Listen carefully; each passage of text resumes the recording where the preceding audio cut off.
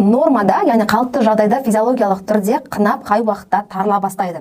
Бізде мына қынап ішінің барлығында эластикалық еттен тұрады, яғни эластикалық бұлшық еттен тұрады. Бұл бұлшық ет өздігімен созылады, өздігімен жиырылады. Бұның өзінің созылып, жиырылып отыру үшін бізге арнайы элементтер керек болады. Бұл бізге керекті элементтер цинк элементі керек болады, кальций, D3 керек болады, және де плюс магний болғаны тіпті жақсырақ. Енді бұл нәрсе дұрыс бізде жұмыс жасайды, егер біздің мынау тұрған аналық безіміздегі қызметтер дұрыс жұмыс жасаған кезде. Қалай? Егер сіздің аналық безіңіздегі бөлініп жатқан ЛГ, ФСГ гормондар дұрыс өндіру арқылы сыртқа шығару, прогестерон өзінің қызметін бөлген уақытта бізден мидан сигнал келе бастайтын негізгі гипофиз өзінің қызметін атқарады. Сол сигнал келген кезде бізде пайда болатын мынандай бүрлі қабаттардың арасында қысылу сезімі пайда болады. Яғни сіздікі былай айтқанда қоза бастаған кезде автоматты түрде қынап өздігінен ісіне бастайды. Сол автоматты ісінген қынап қанша жерден сіздің қынабыңыз кең болса да, жыныстық қатынасқа дейінгі дайындық болатын болса, осы жердің ысып температурасының 39 градусқа дейін жоғарылауы